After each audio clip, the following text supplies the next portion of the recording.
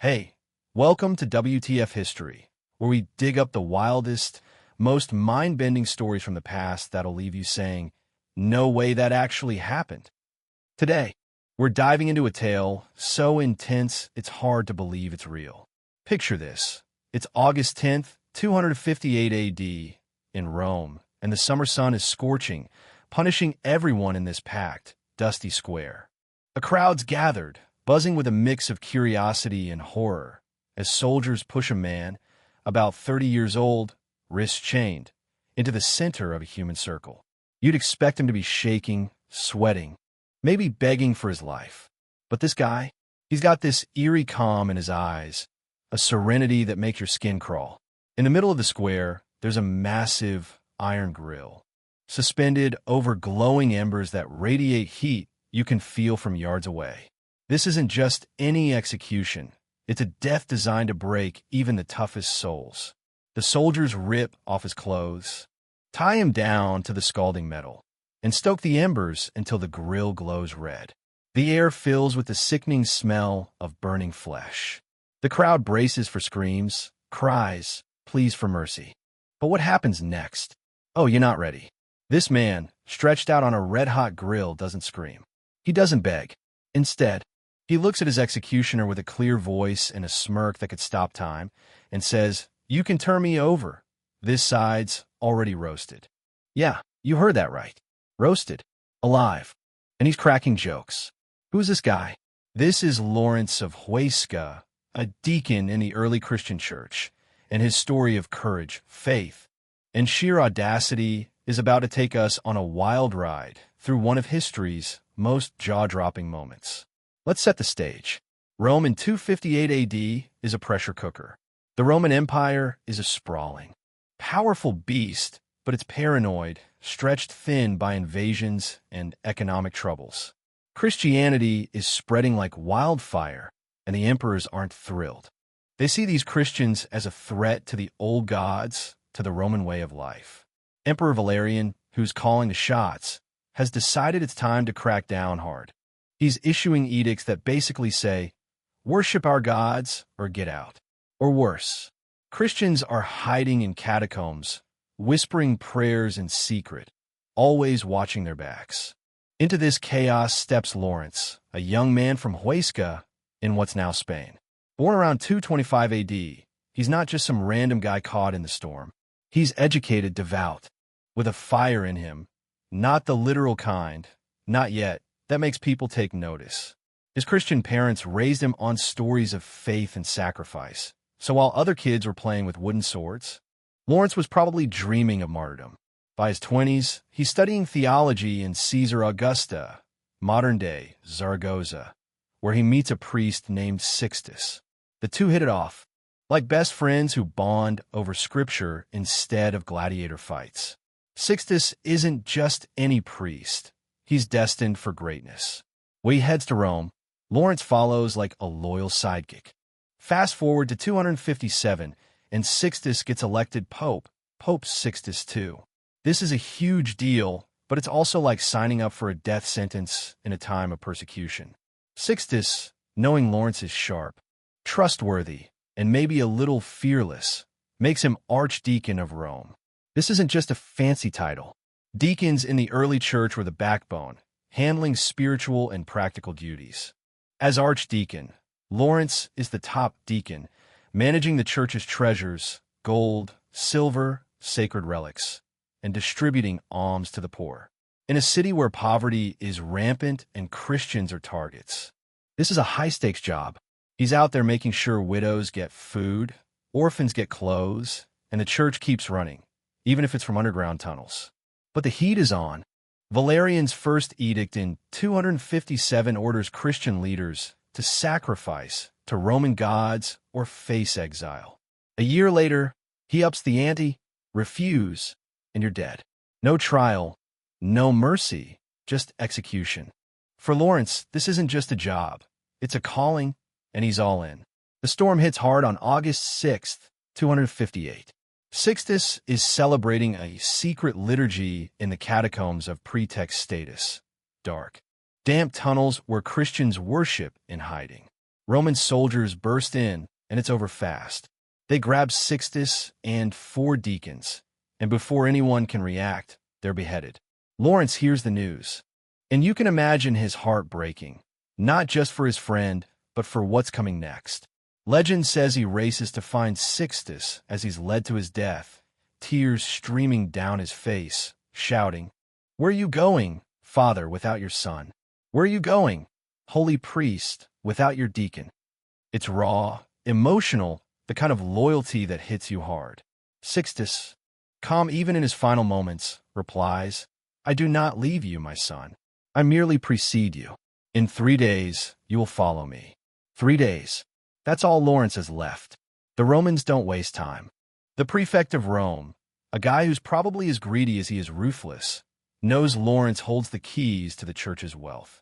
Gold, silver, sacred vessels. The prefect wants it all. He summons Lawrence and demands the treasures.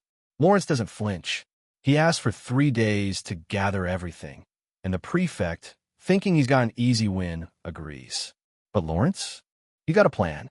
For 3 days, he's a whirlwind, not hiding the church's wealth, but giving away to the poor, the sick, the widows, the orphans. Every coin, every scrap of value, goes to those who need it most. When the deadline hits, Lawrence shows up with a crowd of Rome's outcasts, beggars, the disabled, the elderly. He looks the prefect in the eye and says, "Behold, the treasures of the church." It's bold, it's defiant, and it's a giant slap in the face to Roman greed. The prefect is furious, feeling mocked. He orders Lawrence to be tortured to reveal the real treasure, but Lawrence stands firm, insisting the poor are Christ's greatest wealth. That's when the prefect decides enough is enough. Lawrence will die, and it won't be quick. So here we are, back in that scorching square on August 10th. The grill is ready, the embers glowing, Lawrence tied down, his skin sizzling against the metal. This execution is designed to maximize suffering, slow, deliberate heat that cooks the victim alive over hours. Most would break, scream, lose their minds. But Lawrence? He's on another level. As the flames sear his body, he doesn't cry out. He prays for Rome, for its people, for their salvation. Witnesses say his face doesn't twist in pain, it glows. Like he's lit from within by something beyond this world. And then, that line, "You can turn me over, this side's done." The crowd is stunned. The executioners are probably rethinking their careers. This isn't just defiance. It's a performance of faith so unshakable it feels like a miracle. Some historians question the grill, suggesting Lawrence might have been beheaded like the others. But whether it was a grill or a sword, the core of this moment holds. Lawrence faced death with a strength that's almost inhuman, a courage that makes you wonder how anyone could pull it off. That courage doesn't fade with his final breath. The Christians in Rome, living in fear, risk everything to collect his charred remains. Under cover of darkness, they sneak into the square and carry what's left of Lawrence to his cemetery on the Via Tiburtina. This isn't just a burial, it's a statement. You can kill us, but you can't erase us. They lay him to rest, and that spot becomes sacred ground. Decades later, when Emperor Constantine legalizes Christianity in 313 AD with the Edict of Milan, Christians aren't hiding anymore, they're building. A small basilica rises over Lawrence's tomb, later growing into the Basilica of San Lorenzo Fuori Lumura, one of Rome's 7 pilgrimage churches. It's still there today, a testament to a man who wouldn't break. But Lawrence's story doesn't stay in Rome. It spreads to his hometown of Huesca, Spain, where he's a hero, a local kid who faced the might of Rome and won, even in death. By the Middle Ages, devotion to him is huge, with churches popping up in his name. In the 16th century, King Philip II of Spain takes it to another level, building the monastery of San Lorenzo de El Escorial, a massive complex designed like a grill, a stone tribute to the instrument of Lawrence's martyrdom. It's a power move, turning a symbol of torture into one of triumph. The art world jumps on board too. Lawrence's story is perfect for artists, horrific yet inspiring, a clash of pain and faith. Renaissance painters like Fra Angelico show him glowing, almost saintly, as the flames rage.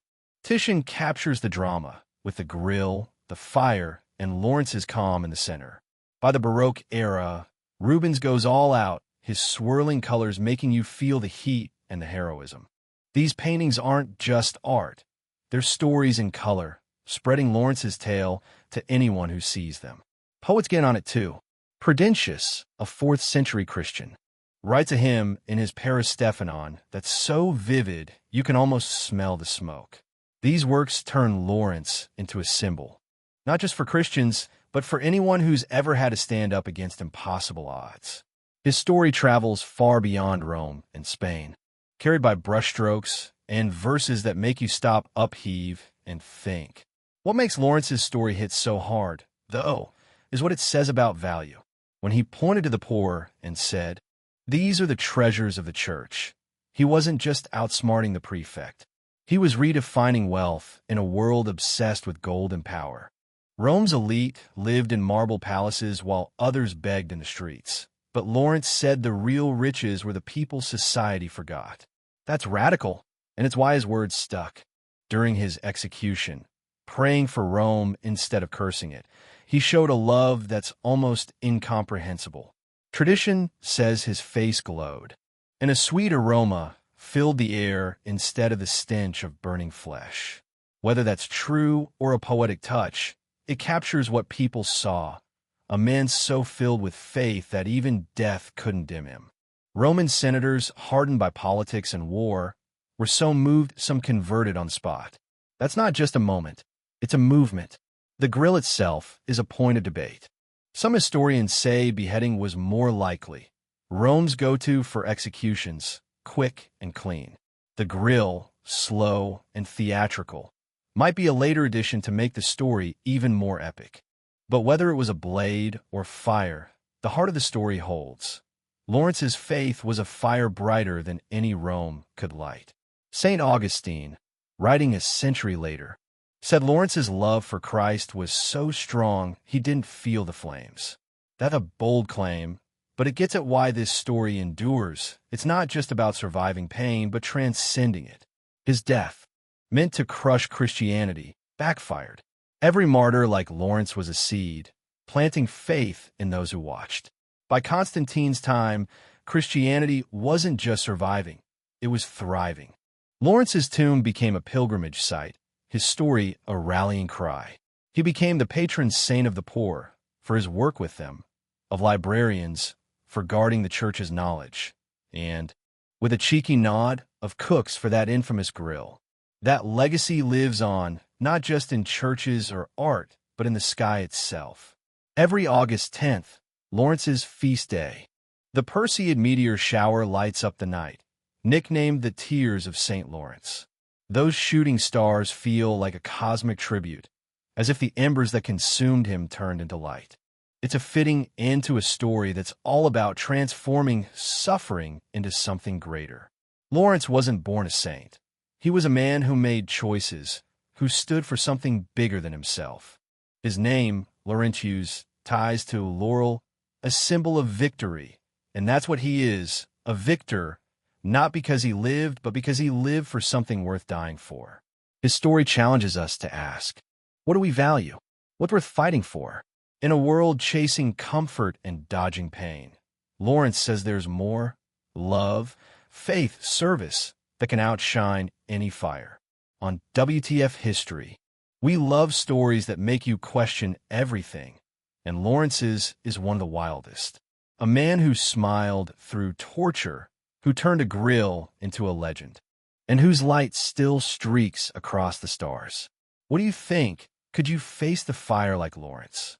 Drop your thoughts in the comments, hit that subscribe button, and join us next time for another story that'll make you say, "What the heck?"